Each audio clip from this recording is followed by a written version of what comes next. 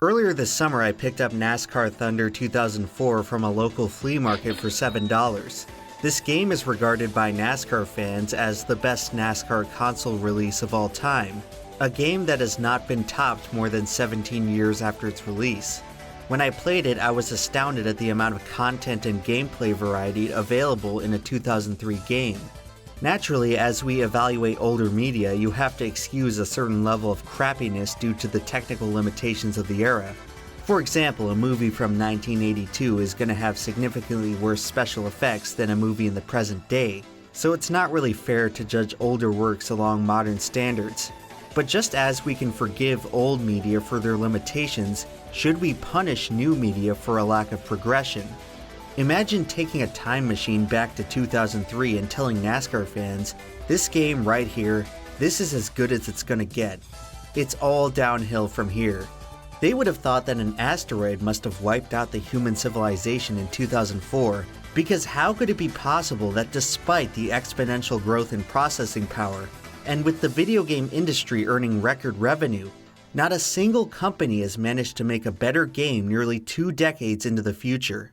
I feel like NASCAR Thunder represents a disturbing trend in video games as a whole. In general, the last decade of games has been profoundly disappointing. I want to clarify here that this is not my individual opinion, rather the general consensus that I've perceived from the gaming community at large. I feel like everyone entered the 2010s with such optimism. So many of us were eagerly anticipating how the next-gen technology was going to completely transform the way we experienced our favorite games. Half-Life, Fallout, Halo, Call of Duty, Mass Effect, World of Warcraft, Madden. These franchises brought us some of the greatest games of the 2000s. Little did we know just how hard all of these beloved series would fall off a cliff. I polled my audience on Twitter what they would prefer if they could only play games from one of these decades, and remarkably, 45% of respondents chose the 2000s. This means that nearly half of all people would be willing to give up the entire 8th generation of consoles and a significant portion of the 7th gen. They would be willing to give up better graphics, better performance, most online multiplayer games, most of the games on Steam, most games on the App Store or Google Play, the most popular indie games, seamless DLC and patches, cloud storage, fully integrated competitive lobbying, VR, Xbox Connect, Raid Shadow Legends. They would be willing to give up all of this to go play Wii Sports and Club Penguin. Despite all of our next-gen technology, many people feel that the games today simply aren't as good. So with that being said, what happened to video games? The first and most obvious reason for this is the deterioration of game design. 15 years ago, you'd go to the store, purchase the game, and own the finished product. Then, somewhere along the way, companies figured out how to make players purchase the same game multiple times. Nowadays, game studios have become all too comfortable rushing out broken, unfinished products and just patching in the rest of the content in the years after release. Couple that with charging for DLC, microtransactions, and pay-to-win mechanics, and consumers end up spending more for less. This issue has been discussed to death here on YouTube because it's inherently unsatisfying to pay full price for a game and not have it resemble a finished product until long after you've stopped caring. This is a trend that's undoubtedly emerged over the past decade, because if you released a broken game in the 2000s, people just wouldn't buy it. But even worse than releasing broken games is releasing broken games with no intent on fixing them. This has been a disastrous consequence of licensing and exclusivity, and no other developer symbolizes this problem more than EA Sports. Some of you today may find this hard to believe, but there was once a time when EA made great sports games like NASCAR Thunder 2004. However, in just 5 years, EA went from releasing the best NASCAR console game of all time to one of the most universally hated games in the genre. What happened? Well, starting in 2003, EA bought out the exclusive rights to the NASCAR license. Prior to that, you had the NASCAR Heat and NASCAR Racing franchises all producing quality games alongside EA. The competition forced these developers to release great products. After EA bought out the license, they no longer had any incentive to outdo their competition, and the series slowly but surely deteriorated. A similar outcome happened to the Madden and FIFA franchises, with the only difference being that EA is still holding them hostage to this day. Couple that with 2K's recent string of duds, and we have entered a disturbing reality where there are practically no good sports games on the market. These games used to be an integral part of every console generation, and now they just seem to exist to fill shelf space. That's a lot of damage! And due to the monopolistic nature of these licensing deals, it's unlikely that this trend will change anytime soon. Players will just keep buying the same mediocre game every year because if you want the newest game from your favorite sport, there are literally no other options. Even without exclusive licenses, the overall selection of games over the past decade has felt rather limited. It's a phenomenon I call the death of the simple game. When I was a kid, I spent dozens of hours playing games like ATV 2, Midnight Club 3, Burnout 3. These were all what I'd consider simple, good games. Solid, fun titles that didn't necessarily set the world on fire with innovation, but were still nice to have in your library. These were games that you could pick up and play for a couple of weeks and eventually revisit once a year or so. Unfortunately, pretty much all of these franchises died with the decade, and the 2010s were left with what felt like a huge void in good, middle-tier games. It seems like most games these days are created to fit one of two extremes. Either a crappy phone game you can play on the toilet, or a grandiose open-world multiplayer battle royale with a 40-hour cinematic story and epic cutscenes. I believe the shift towards the latter can be attributed to by far the most successful game of the 2010s, Minecraft. The meteoric rise of Minecraft led to a cataclysmic shift in what players expected out of a video game. The amount of unique gameplay possibilities was virtually unlimited, and it was not uncommon for players to dedicate hundreds, if not thousands of hours to this single game. The same is true for Minecraft's less respected but equally popular cousin, Roblox. Previously, games like RuneScape and World of Warcraft would draw similar levels of dedication, but they didn't come close to the immense mainstream popularity that Minecraft and Roblox continue to hold to this day. All of the time spent on these two games is time that would have been shared among dozens of those smaller, simple games from the 2000s. Unfortunately, this has made it difficult for studios to justify creating simple games, because why would someone pay for a new game when they can just stick to the unlimited gameplay variety in a game they already own? This all but forces modern publishers to release lazy free-to-play games riddled with microtransactions, or haphazardly shove in as many bells and whistles as possible to create what is more often than not a disappointing and incoherent mess. It's so dense, every single image has so many things going on. Oh! Another far-reaching consequence of Minecraft and Roblox is that they have forced every other game to prioritize online multiplayer, which has, in turn, killed off local multiplayer. Some of the most fun I had as a kid was playing Nintendo DS games on the bus before school. The DS let you wirelessly connect to local multiplayer rooms without an internet connection, and the best part was you could play games like Mario Kart without even owning the game yourself. In my opinion, this was the peak of not just local multiplayer gaming, but handheld gaming, yet another genre I used to really like that has gradually deteriorated over the past decade. Now don't get me wrong, I don't hate online multiplayer. My most played game of all time is Team Fortress 2, which is a strictly online multiplayer experience. My mic is broken, I am 18 years old. However, I'll be the first to admit that playing against random strangers online is simply not as fulfilling as playing alongside your friends and family whom you see every day. This has always been an essential part of what makes video games fun, going all the way back to the days of arcades. To be perfectly honest, the ability to play with anybody from around the world will always be impressive on a technical level, but the experience doesn't compare to the simple pleasures of just going to a friend's house to play Guitar Hero. The harsh reality of online multiplayer is that it's very impersonal. Ironically, despite having the potential to connect us with an infinite number of people, online multiplayer has left us feeling more isolated than ever before. Most of the time, it just feels like you're playing against very good CPUs, except they can trash talk you and call you bad for making a single mistake. With friends, it's all just casual banter, but with strangers, getting constantly flamed can turn a fun game into an incredibly frustrating experience. Because of this, it's not surprising why online multiplayer games tend to carry the most toxic communities. And as more studios shift away from local multiplayer in favor of online play, it's no wonder why games are starting to feel less fun in general. Speaking of which, the past decade has led to a significant portion of people who no longer engage with games for fun. In many aspects, video games have become serious business, both literally and figuratively. In a literal sense, the business of video games is seriously booming. Recently, the gaming industry has become really good at making money, and the money-making process has made things less fun for consumers and really not fun for developers. The ever-increasing thirst for profit has corporatized the business at large. Gone are the days of scrappy, passionate developers working to make their games the best that they can be. Modern-day devs toil feverishly to meet impossible deadlines and end up creating products that both they and their audience hate. Back in the day, this practice would manifest itself in the form of tacky, licensed shovelware, but some of these games ended up being pretty good. At least shovelware was far easier to avoid than the predatory business models currently infesting games today. Modern-day games are designed to be more addictive than fun, and will not hesitate to take more of the player's money at every opportunity.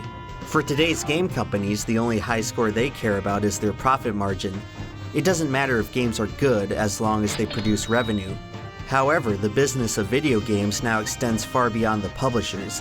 Players can now go into business for themselves by making money from playing games on Twitch, YouTube, or as an esports competitor. Because there are people watching other people play video games, which to me seems ridiculous.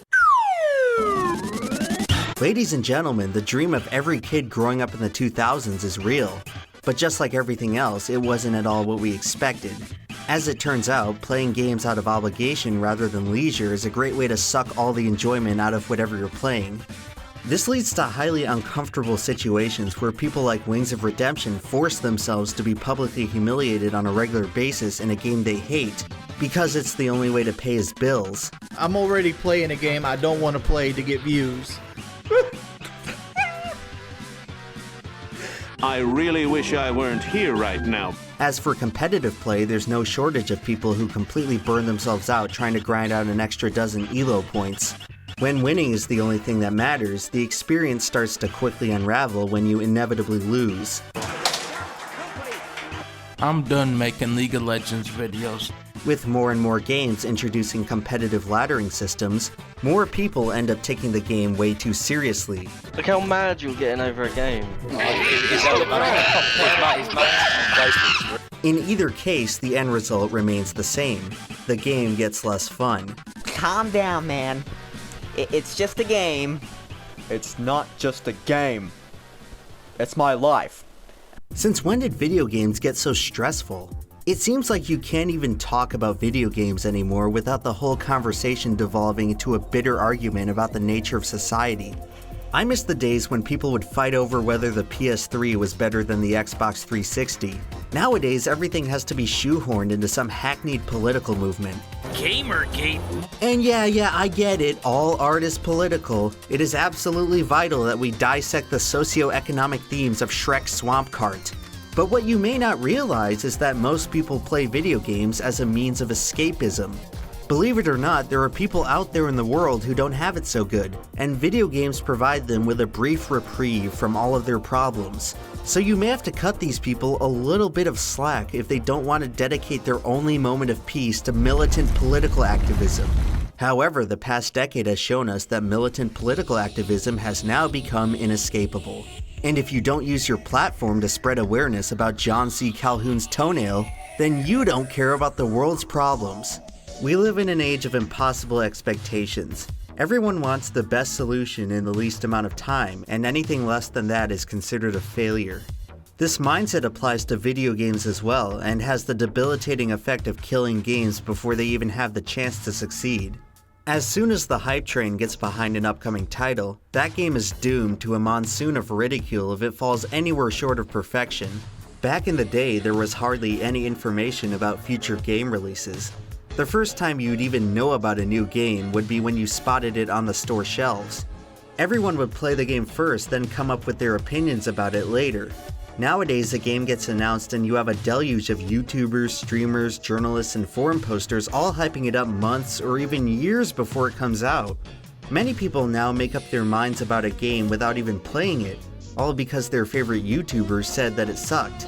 This can end up truly warping the public's perception of a game. No Man's Sky was absolutely buried in hate after its lackluster release shattered the hype bubble, and even though it has slowly but surely rebounded to a solid game, many players still write it off for failing to meet their initial expectations. So many new releases end up dead on arrival. Just look at the disastrous launch of Artifact, a game that was instantaneously hated from the very moment it was revealed.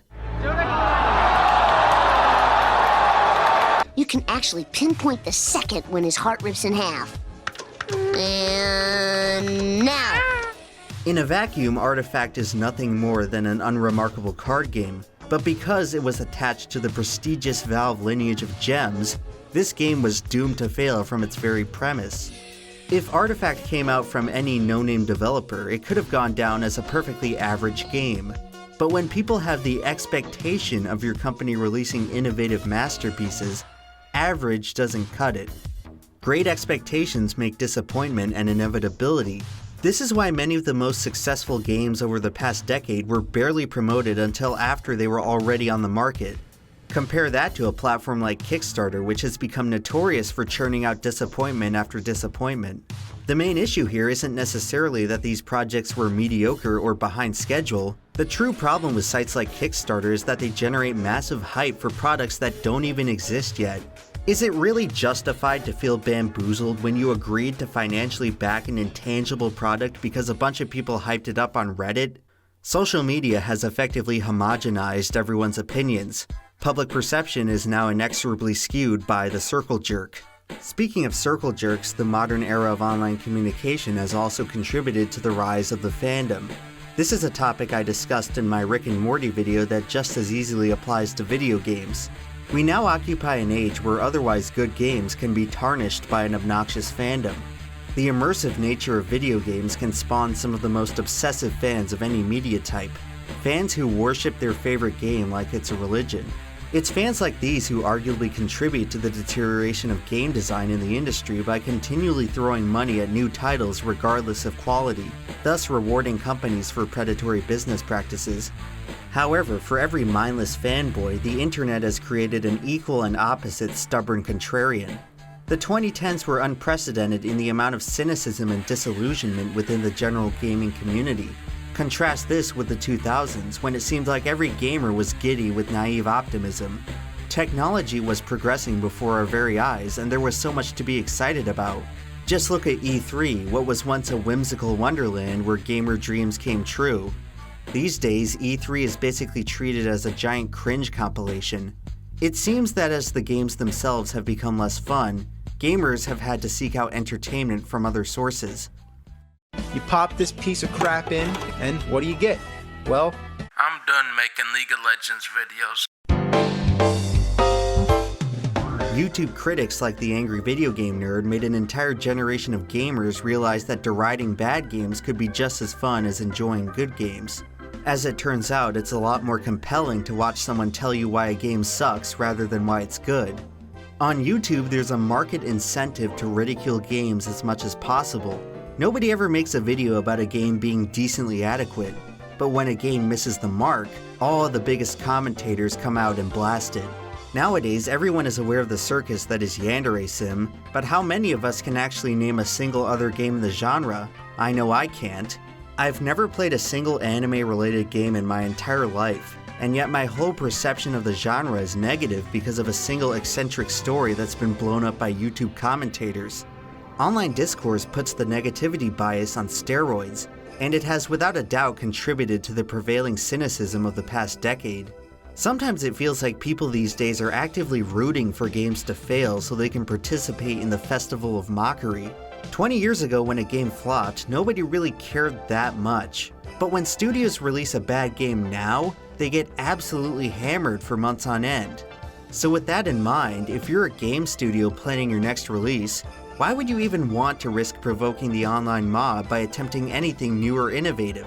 The best course of action is to just play it safe by releasing bland, formulaic crowd pleasers that most people will forget about before the end of the year. At least then you avoid a flaming PR disaster, even if it does induce a perpetual state of mediocrity. What makes this even worse is how relentlessly nitpicking games is now being treated as some kind of cool personality trait. It seems like no matter what game you play these days, you'll encounter some jaded contrarian calling you dumb for liking it. This elitist gatekeeping was nowhere near as prevalent in the past, as back then, nobody really cared what video games you played for fun.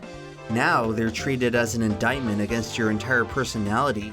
At least that's how it feels when you enter any comment section on the web.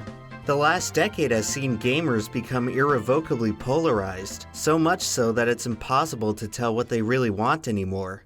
For so many years, gamers had this myopic obsession with graphics and realism, to such an extent that they would weigh graphical fidelity higher than any other design aspect.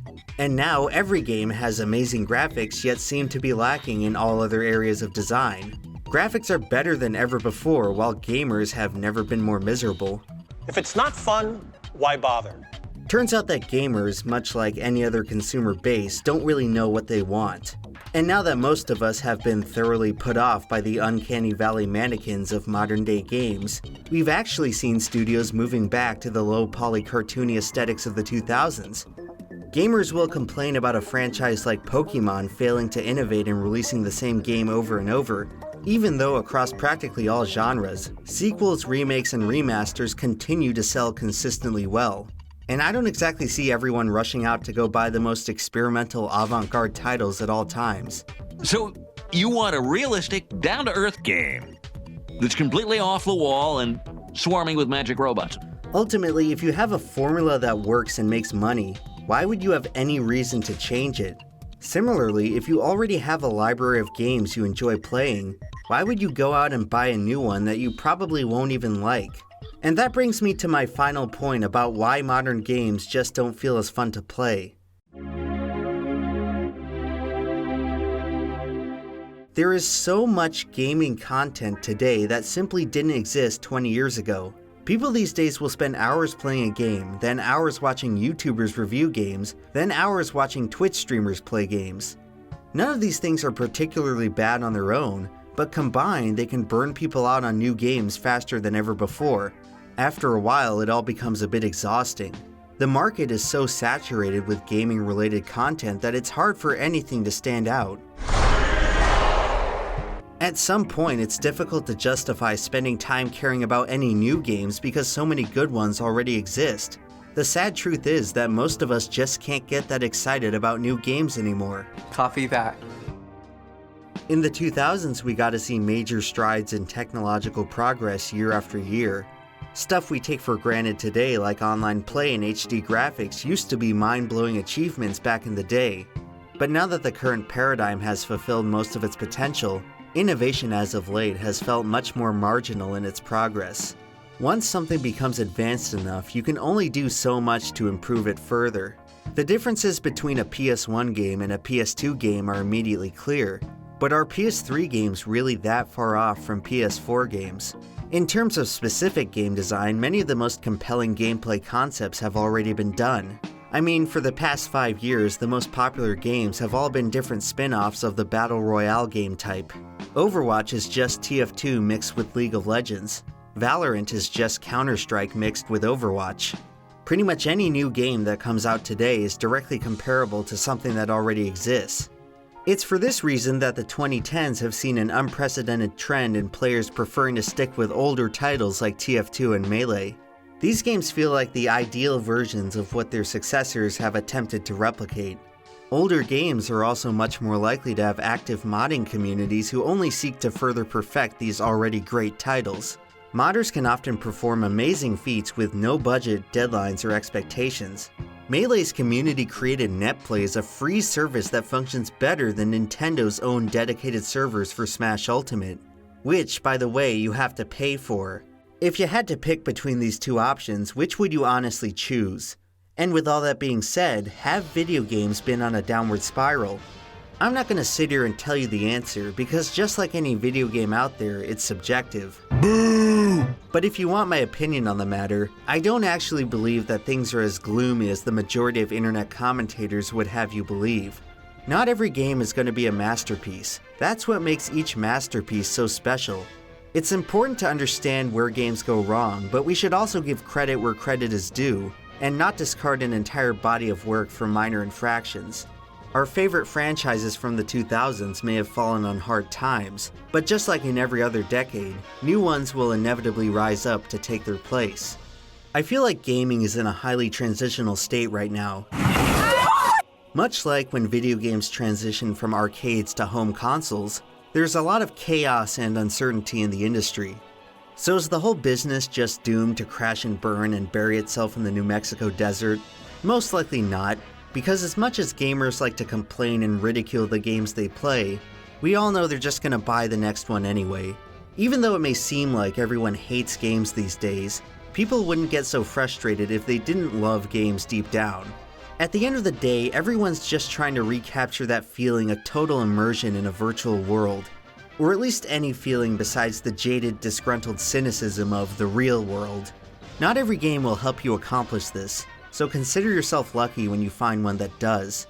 Anyway, in conclusion, Pokemon Go was the most fun I had in any game from the past decade, and I rate NASCAR Thunder 04 an 8 out of 10. Bold, brazen, audacious, unapologetically defiant. These are the words I found in my thesaurus, which are necessary to describe the new EmpLemon Downward Spiral Signature Collection. 2 years ago, Teespring unceremoniously removed my original design for trademark infringement. Well, guess what, you bunch of idiots? How about I remove myself from your entire website and start selling my stuff anywhere else? Emp was seriously pissed off. And for a moment there, I thought there was going to be an incident, but luckily that didn't happen. Oh, you want to talk about trademark infringement? I'll show you trademark infringement. I'll give them the greatest trademark infringement anyone's ever seen. You know, these designs are quite similar to the ones they have at... No, patented downward spiral, old family recipe. The new, totally not trademark infringement collection is now available at crowdmade.com/EmpLemon or in the merchandise shelf beneath this very video, you lucky bastard. To be honest, I don't even think Emp is doing this for the money. I just think that he's really bitter about Teespring and wants to stick it to him. Oh, what's that? Teespring? Yeah, sorry, never heard of him. Must be an inferior brand. Why don't you go ahead and head over to crowdmade.com/EmpLemon and get yourself a fabric print that won't wash out in a month.